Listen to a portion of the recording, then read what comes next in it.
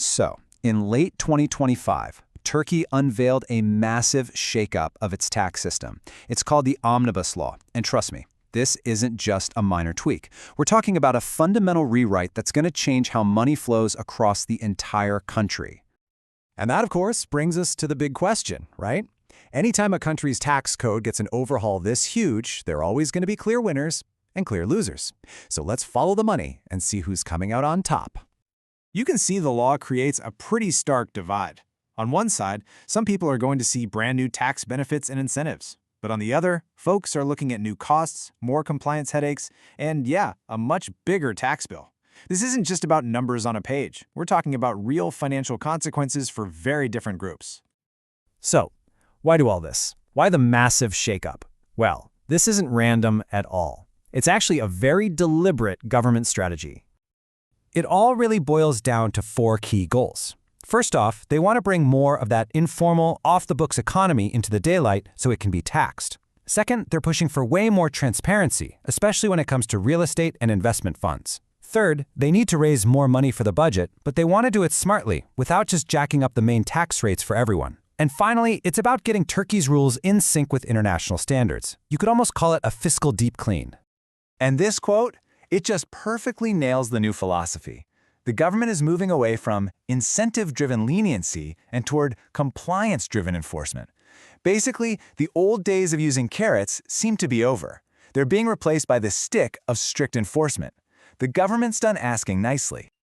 All right, so let's get into the nitty-gritty.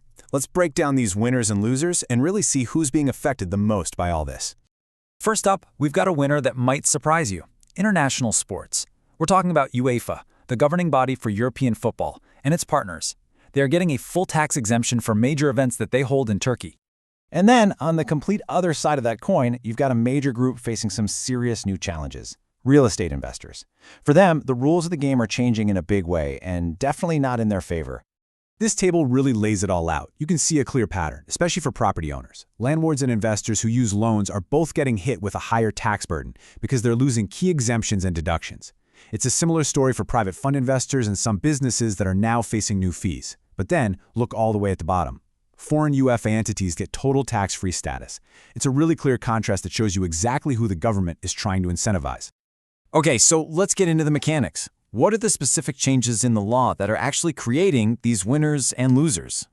For property investors, it's really a one-two punch. First, you know that general tax exemption that's always been there for rental income? Well, it's gone, unless you happen to be a pensioner or fall into a couple of other very specific categories. And second, if you took out a loan to buy that property, the interest you pay on that loan is no longer a tax-deductible expense. Both of these changes directly jack up the amount of your income that's taxable. And if you want to see just how serious they are about enforcement, look at this.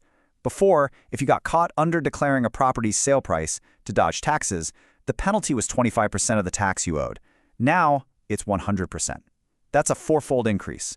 The government is making it way, way riskier to try and hide the true value of a sale.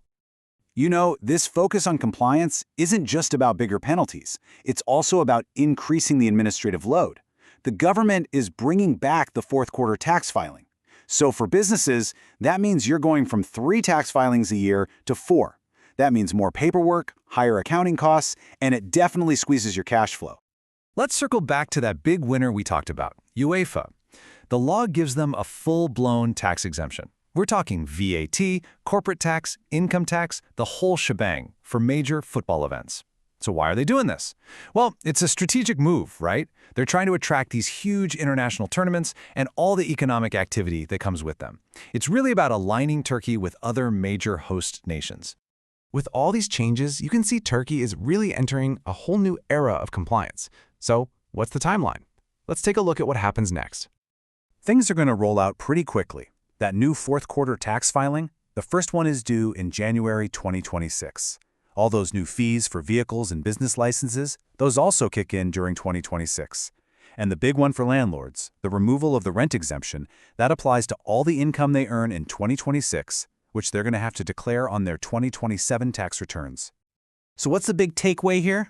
Well, in this new environment, just waiting around to react is really not a good strategy. As this expert points out, businesses that get ahead of this, the ones that proactively adjust how they do things, can actually turn compliance from a cost into a real strategic advantage. Being prepared is now the name of the game.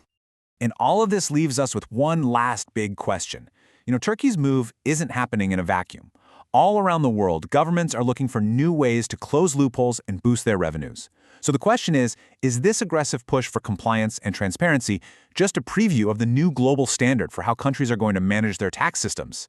It is definitely something to keep an eye on.